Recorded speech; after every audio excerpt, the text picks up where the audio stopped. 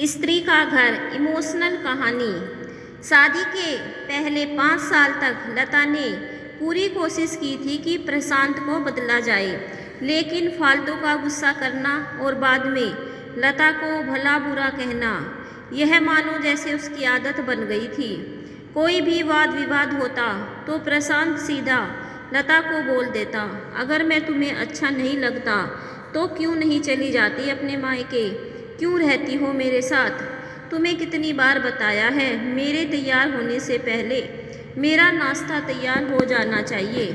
शादी के 25 साल बाद भी मुझे क्यों बार बार एक ही बात बतानी पड़ती है? लता, तुम्हें क्या है? तुम तो आराम से घर पर रहोगी, मुझे काम पर जाना पड़ता है। तुम हो कि हमेशा बेवकूफ़ों जैसी हरकत करती हो। अगर तुम यह जानबूझकर करती हो तो याद रखना, मुझसे बुरा कोई नहीं होगा। आज भी प्रशांत का पारा चढ़ा हुआ था। इन कटु शब्दों में अपना गुस्सा उतारते हुए, गीला तौलिया कुर्सी पर फेंकते हुए प्रशांत गुस्से से लता की तरफ देखने लगा। लता के लिए प्रशांत का यह बेवजह का गुस्सा कोई नई बात नहीं थी। वह महीने में 3-4 बार ऐसे ही लता पर बरस पड़ता था। पहले पहले लता उसका विरोध किया करती थी, लेकिन जब कई सालों तक प्रशांत में कोई बदलाव नहीं दिखा तो लता ने खुद ही को ही बदल लिया। अब प्रशांत के कुछ भी कहने से लता को कोई फर्क नहीं पड़ता था। प्रशांत की हर बात वो चुपचाप सिर नीचे झुकाए सुन लेती थी। शादी के पहले 5 साल तक लता ने पूरी कोशिश की थी कि प्रशांत को बदला जाए, लेकिन फालतू का गुस्सा करना और बाद में लता को बुरा भला कहना, यह मानो जैसे उसकी आदत बन गई थी। कोई भी वाद विवाद होता तो प्रशांत सीधा लता को बोल देता, अगर मैं तुम्हें अच्छा नहीं लगता तो क्यों नहीं चली जाती अपने मायके, क्यों रहती हो मेरे साथ? इतना सब कुछ होने के बावजूद लता प्रशांत के साथ रहती थी, क्योंकि उसे अपनी बेटी का फिक्र थी। और वह जाती भी तो कहाँ, अपने बूढ़े हो चुके माँ बाप को इस उम्र में परेशान वह नहीं करना चाहती थी। समाज और लोग क्या कहेंगे, यह भी तो उसे देखना था। वह इतनी पढ़ी लिखी भी तो नहीं थी कि खुद जाकर कोई नौकरी कर सके और अपना और अपनी बेटी का पालन पोषण कर सके। लता को अब अपनी फिक्र नहीं थी। उसको फिक्र थी तो बस अपनी शादी लायक हो रही बेटी की। लता नहीं चाहती थी कि पति पत्नी के झगड़े की वजह से काव्या डिस्टर्ब हो। काव्या की पढ़ाई पूरी हो चुकी थी, उसके लिए अब शादी के रिश्ते आने लगे थे। कई रिश्तों को काव्या ठुकरा चुकी थी। 2-3 महीने बाद एक अच्छा रिश्ता आया। रिश्तेदारों और पहचान के लोगों ने भी लड़के के बहुत गुणगान किए थे।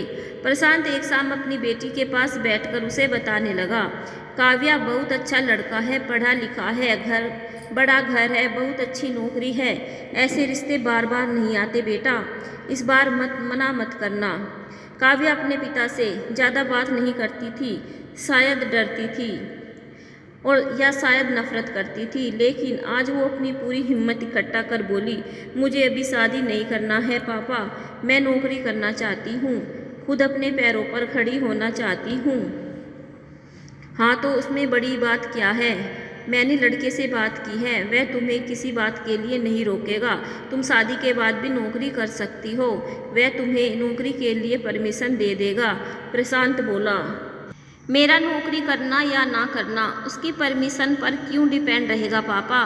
काव्या ने कहा, मैं कह रहा हूँ ना, तुम्हें किसी भी चीज़ की कमी नहीं होगी वहाँ। ऐसे रिश्ते बार बार नहीं आते, इसे ठुकरा मत, बहुत खुश रहोगी तुम। हाँ, प्रशांत बोला, पापा क्या मैं उतनी ही खुश रहूँगी जितनी मम्मी इस घर में खुश है? काव्या ने तंज कसते हुए कहा, आज तुम्हारी जबान कुछ ज़्यादा नहीं चल रही है।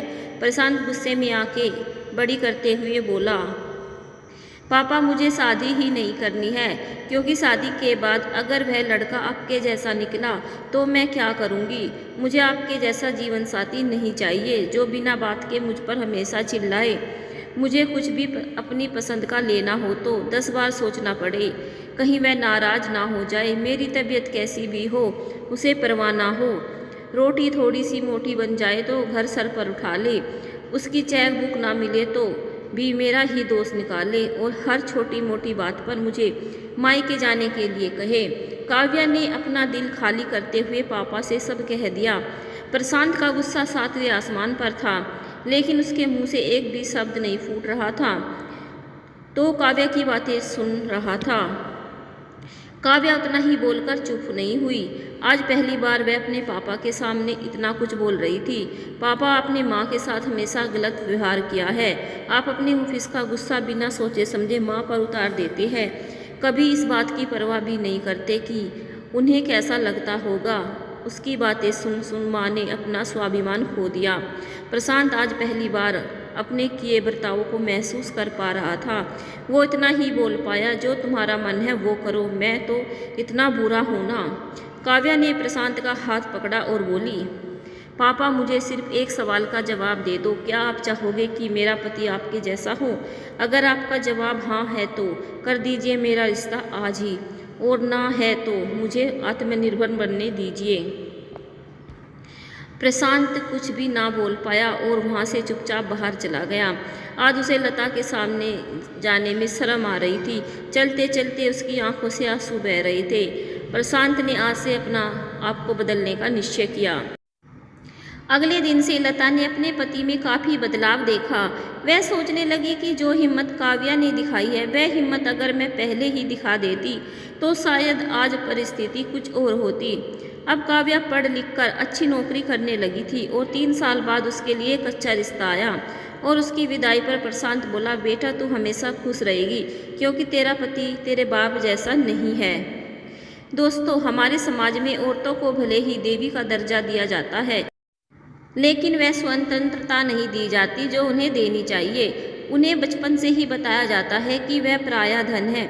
स्कूल से आने से देर हो जाए तो पिटाई मिलती है, मोबाइल पर बातें करते हुए दिख जाए या खिड़की से झांकते हुए दिख जाए तो शक किया जाता है। माँ बाप का घर तुम्हारा नहीं है, पति का घर भी तुम्हारा घर है। जीवन भर यह बातें बता बता कर उन्हें ससुराल भेज दिया जाता है, और एक दिन किसी छोटे मोटे झगड़े में ससुराल वाले से उन्हें सुनना पड़ता है कि इस घर को छोड़ दो और मायके चली जाओ। अब आप ही बताओ दोस्तों, ऐसी स्त्रियों का सच्चा घर कौन सा है? आखिर वह किस घर को अपना कहे? धन्यवाद दोस्तों।